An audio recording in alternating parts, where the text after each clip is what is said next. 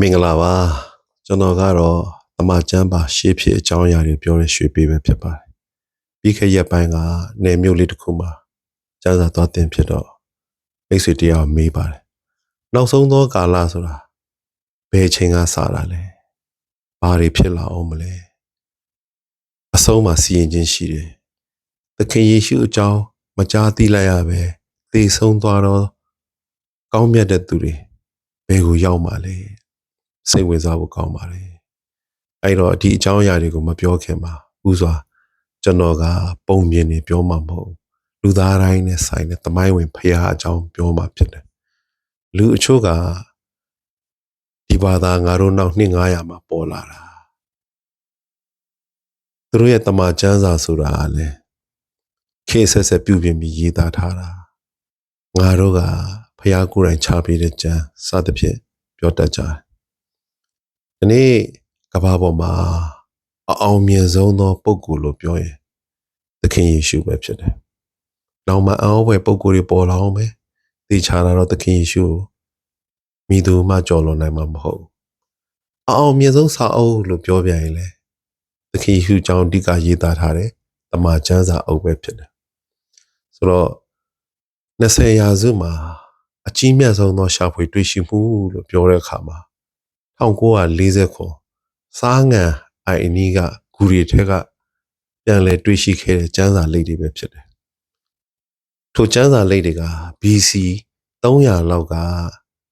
ရေးသားထားတဲ့လက်ရေးမှုတွေဖြစ်ပြီးတော့တရေလိပ်တွေနဲ့စင်းရိုးထဲမှာထည့်ပြီးဖွဲ့ထားတယ်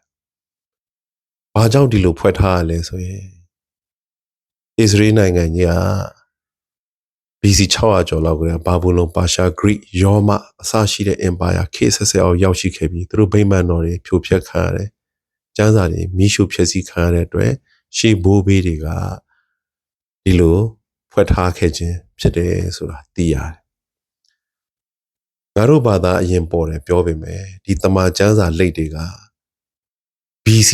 1500မောရှေလက်ထက်ကနေစပြီးပရောဖက်တွေအဆက်ဆက်ဖခင်ရဲ့လူတွေကရေးသားထားခြင်းဖြစ်တယ်။ဘယ်ဘာသာတရားမှမပေါ်ခင်ကတည်းက BC 1500မောရှေဟာတဲတော်ဗိမာန်တော်နဲ့တခန္ဓနာဒီဖခင်ကိုကိုးကွယ်လာခဲ့ပြီဖြစ်တယ်။အဲ့မတိုင်ခင်ကတော့ရစ်ပလင်နဲ့ဥကဘာဥကရာခေဆက်ဆက်ဒီဖခင်ကိုပဲကိုးကွယ်လာတာဖြစ်တယ်။ဘာသာတရားဆို BC 1000လောက်မှာဟိန္ဒူအဲ့နောက်900လောက်မှာတော့ဗုဒ္ဓအဲ့နောက်ခရစ်ယာန်နောက် AD 900ကျော်မှာအစ္စလမ်ဆိုတာပေါ်လာခြင်းဖြစ်တယ်။ဒါကြောင့်ဒီတမန်ကျမ်းစာကပြုပြင်ရေးသားထားတဲ့ကျမ်းမဟုတ်ဘူးသခင်ယေရှုလူစားတိခံမဲ့ရပြုမဲ့မှုအစုံမိတ်တဖန်ကြွလာမဲ့အကြောင်းအကုန်လုံးရေးသားထားခြင်းဖြစ်တယ်ဆိုတော့ဥစွာရှင်းဖို့လိုအပ်တယ်အဲ့တော့နောက်ဆုံးသောကာလဘယ်အချိန်စလဲလို့မေးရင်1948ဖြစ်တယ်အစ္စရေးနိုင်ငံပြန်လည်ရရှိခြင်းပဲ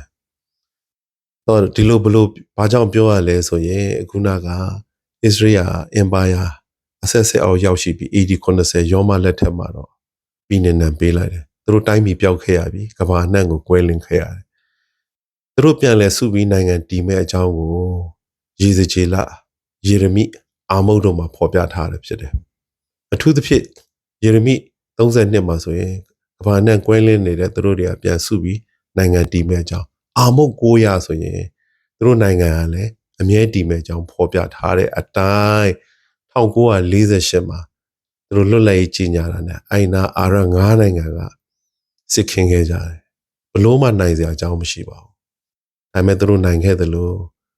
1956 69 83မှာစလို့ယနေ့ထိစစ်မဲ့တွေအကြိမ်ကြိမ်ပဲအခုဆိုလဲစစ်မျက်နှာ9ခုမကဖွင့်ပြီးတိုက်နေရတယ်တမန်ကျမ်းစာအရဆိုရင်နိုင်ဖို့မရှိပါဘူးပေါ့နော်ဒါသူတို့ရဲ့တော်တက်ခြင်းတဲ့ဖျားရဲ့ကွဲကားခြင်းကြောင့်ဖြစ်တယ်ဒီလိုပြောတဲ့အတွက်ဂျူးတွေကိုကာကွယ်ပေးခြင်းမဟုတ်ဘူးတမန်ကျမ်းစာရဲ့ပရောဖက်ပြုဖက်ပြည်စုံခြင်းကိုပြောခြင်းပဲဖြစ်တယ်ဂျူးတွေကခရစ်ယာန်မဟုတ်ပါဘူးဒါပေမဲ့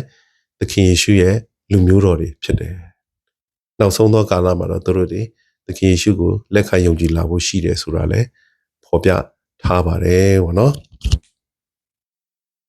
အနည်းချုပ်ပဲဆက်ပြောမယ်ဆိုရင်နောက်ပိုင်းမှာရုရှားအီရန်တူရကီအစရှိတဲ့မဟာမိတ်တွေအစ္စရေးကိုတိုက်ခိုက်ဖို့ရှိတယ်ဂောဂမာဂောဂစစ်ရေစကြည်လာ38အဲ့မှာဖတ်မယ်ဆိုရင်အဲ့စစ်တမ်းကြီးကဘလောက် ကြာမလဲတော့မသိဘူးအခုတော့စနေပြီနောက်ပိုင်းမှာတော့သဘောဘေးနဲ့ပဲပြီးဆုံးသွားမယ်ဥပမာကိုဗစ်ဖြစ်တဲ့အခါမှာစိတ်ယုံတွေရပ်တန့်သွားသလို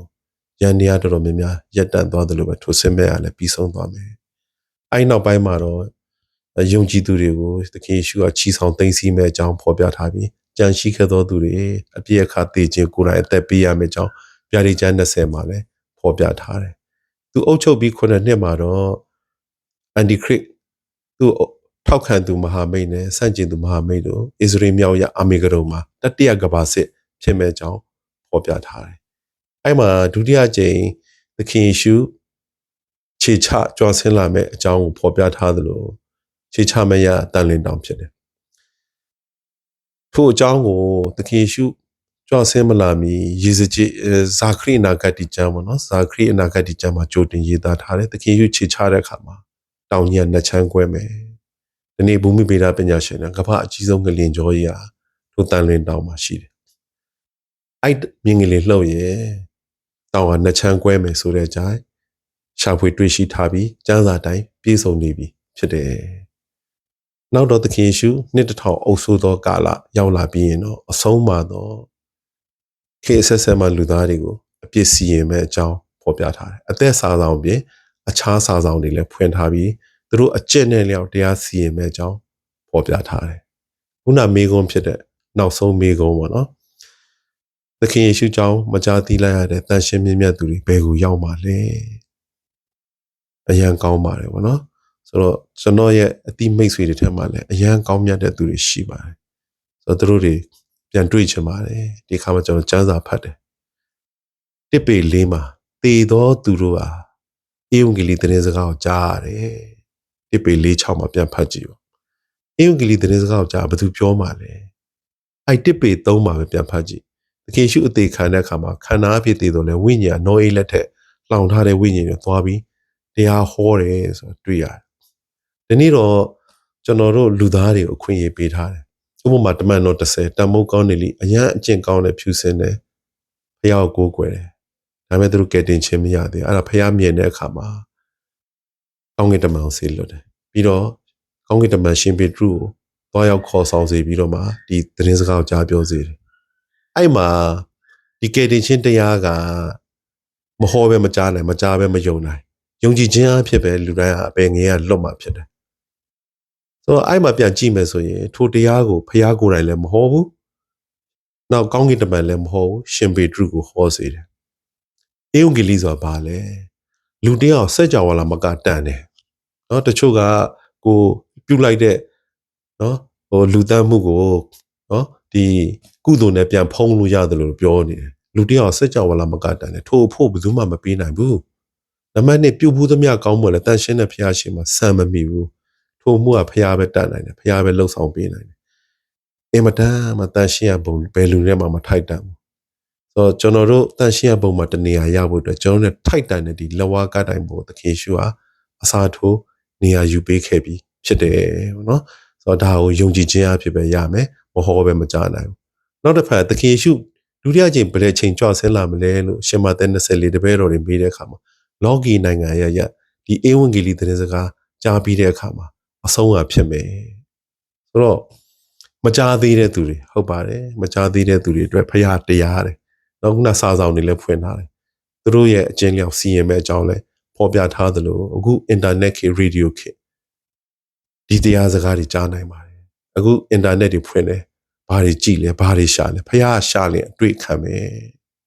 နော်ပြီးတော့မှယုံလောက်သောသက်တည်အများရှိတော့လဲမယုံကြည်ရင်အဘယ်သူသည်ငရဲကလွတ်နိုင်ပြီနီအခုလူတွေရဲ့နှလုံးသားဖျားသိပါတယ်ဒါပေမဲ့တည်ဆုံးပြီးရင်လည်းထိုတရားစကားကြားရမှာပဲအခုကြားနေတာပဲမယုံသလိုမကြားပဲယုံသွားတဲ့လူတွေထဲမှာလည်းဒီလိုလူတွေရှိမှာပဲသူတို့နှလုံးကခိုင်မှာမယုံမဲ့လူကမယုံဒါပေမဲ့ဖျားကတော့လူတိုင်းကိုကြားဖို့အခွင့်အရေးပြင်ဆင်ပေးထားပါတယ်အဲကြောင့်ဒီတရားကိုဆင်ခြင်ပြီးတော့နော်မိမိရဲ့တမလွန်အတွက်ရွေးချယ်နိုင်ကြအောင်ပေါ့နော်သခင်ယေရှုမယုံလို့ရပါတယ်မယုံလို့ငရဲချမှာမဟုတ်မယုံသောသူကမိမိတမလွန်မိမိတာဝန်ယူသောသူပဲဖြစ်တယ်ကုသိုလ်တပဲငရဲတပိတ်တာဒါနာရာစကားဖြင့်လူသားတိုင်းအပင်ငရဲမှာလွတ်၍တရားတမန်တရားသိကြပါစေ